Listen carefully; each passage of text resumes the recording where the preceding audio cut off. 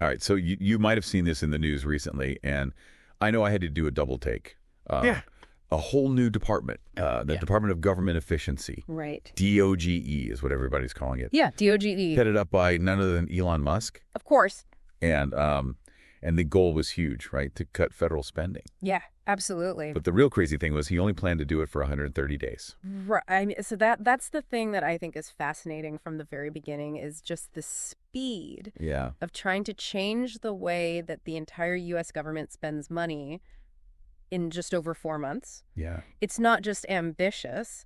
It's practically supersonic. It's wild, and I know you're listening to this and you're probably wondering, like, is this actually saving taxpayer money? Yeah. What's the real story here? Yeah. And that's exactly what we're going to deep dive into today. Yeah, absolutely. So we've got a bunch of sources for you. Yeah. We've got Fortune of the Economic Times, Market Watch. We've got some DOGE documents. Cool. And a bunch of news coverage. Yeah, that's great. Just to try to really see what happened here. Yeah, I think, if we connect this to the bigger picture for you, you've got a brand new organization, a brand new entity. Right. With a very clear and very public objective, Yeah. led by someone who's known for shaking things up. Yeah. It's going to get attention. Right. And it's going to raise questions about what they were doing and what they actually accomplished. Absolutely. Right. So our mission today is really straightforward. Yeah. We want to look at DOGE's claims about saving money, how they did it, all the criticisms they got, and then what really happened to federal spending in those 130 days. Right. Yeah. So let's go back to the beginning. How did DOGE even happen, and what exactly was Musk's role in all of this? So DOGE really started with President Trump, who established the department with a very clear goal. It reduced the size of the federal workforce and cut spending that was deemed to be wasteful. Right. And then Elon Musk comes in. Right.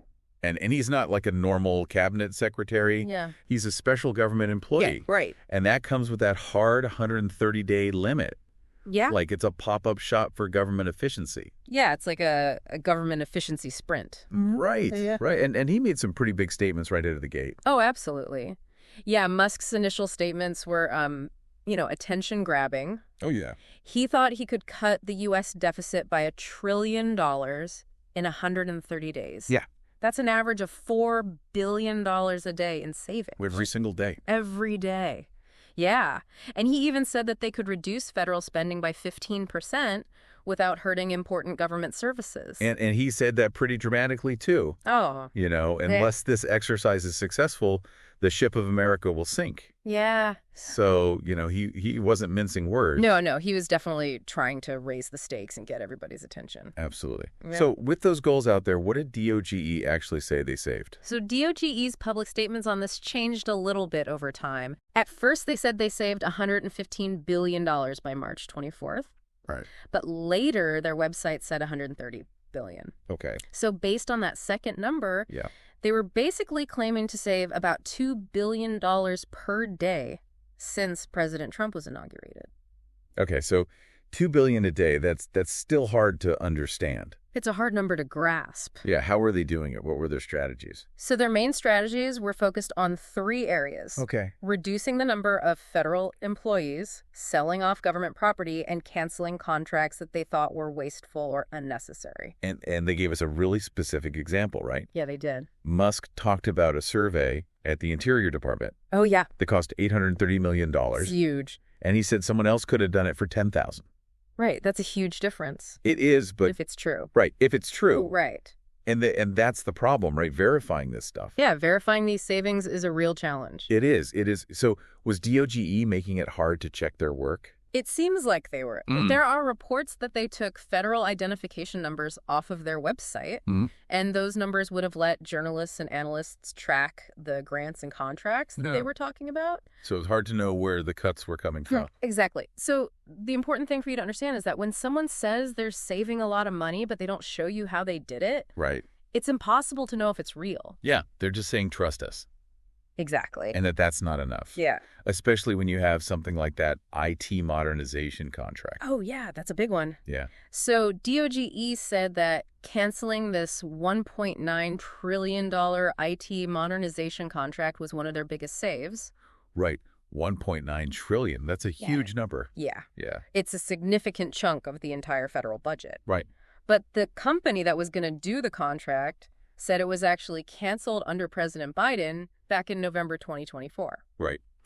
And the federal procurement data system backs that up. So it wasn't really DOGE's doing. Right. And the other thing is no money was actually spent. Yeah, that's the key. Yeah. They were claiming to save money that was never going to be spent anyway. Yeah, so it's not really a saving. It's a misrepresentation, to say the least. Yeah, so we've got these questions about how DOGE is calculating their savings. Yeah.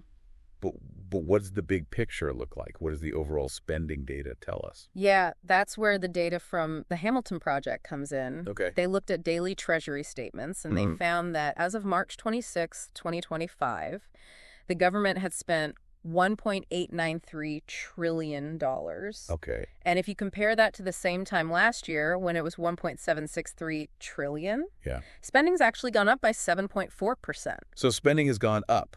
Yeah. Not down. Exactly. Like we might expect if DOGE was making these massive cuts. Yeah, that's a pretty big difference. It is. It is. Wendy Adelberg from the Hamilton Project said, you would expect, given the rhetoric, to see big decreases relative to last year. It's less surprising when you consider that most of the cuts they have talked about are pretty small bore. So they might have been making small changes here and there. Right. But it wasn't really changing the overall spending. Not in a big way. Yeah, and I even saw the federal salaries were higher. Yeah, that's interesting. How does that work if they're reducing the workforce? So even if you put federal workers on leave instead of firing them, they still get paid. Right. So reducing the number of people working doesn't automatically mean you save money on salaries right away. Right, and of course the data doesn't show us future savings from those canceled contracts. That's true. But right now there's no sign of less spending overall. Yeah, that's a good summary of where things stand. Yeah, so we've got these questions about the savings, and the overall spending isn't really showing those big cuts. Right. But DOGE also had some other problems, right? Yeah, they did. They made some pretty big mistakes. Yeah, like... Well, there were reports about them accidentally firing people who were really important to national security. Oh, wow. Like people who work with the nuclear stockpile. Oh, no. And people involved in the bird flu response. Oh, my goodness. They actually had to try and rehire some of those people. Wow, that's not good. No, not at all. And then there were the mistakes with the savings numbers themselves. Right, like that $8 million contract that was listed as $8 billion. Yeah, and the USA contract that was counted multiple times. Yeah. It doesn't look very organized. No, it really doesn't. And we can't forget about the Ebola prevention programs. Oh, yeah. They accidentally canceled those and then had to reinstate them. Right. It makes you wonder if they were rushing things a little bit. Yeah, maybe not doing enough research before making decisions. Possibly. So what did Musk say about all these mistakes? Well, he had a pretty interesting defense. Yeah. He compared it to baseball. Baseball. Yeah, he said that you can't expect to hit a home run every time and that they were quick to fix their mistakes. That's one way to look at it. It's definitely a unique comparison. Yeah, it is. But these weren't just like small errors. No. These mistakes could have had really serious consequences. Yeah, they could have. And on top of all that, they had all those lawsuits. Oh, right, the legal challenges. Yeah, it sounded like DOGE was spending a lot of time in court. There were dozens of lawsuits filed against them. Wow. People were challenging their authority to access certain systems, and some people even said that Musk should have been confirmed by the Senate. Yeah. There were also lawsuits about transparency. People wanted to see more information about what DOGE was doing. Yeah. And a federal judge actually ruled that DOGE probably acted unconstitutionally when they were dismantling USAID. That's a pretty big deal. Yeah. It is. That's a significant legal setback. It is. And all of this led to a lot of criticism. Absolutely. There was a lot of backlash. And it wasn't just from the usual suspects. No, it was much broader than that.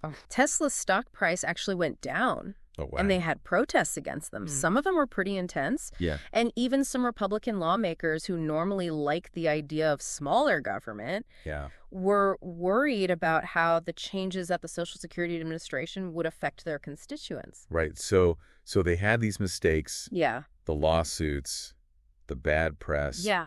It sounds like they needed to change their image. They did, and that's where the rehab tour comes in. The rehab tour? Yeah, that's what former Rep. Carlos Curbelo called it. Okay.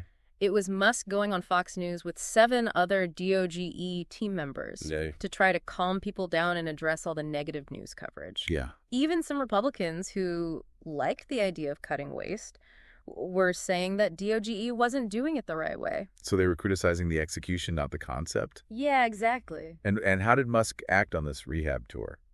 It was definitely different from his earlier statements. He said he was being careful and compassionate now. He said it was important to plan carefully before doing anything. Right. And to treat everyone with respect. That's a big change from when he was talking about how incompetent federal workers are. Yeah, it's a pretty big turnaround. It is. So what do the other DOGE people say? Well, they seem to be on the same page as Musk, trying to present a more reasonable approach. Right.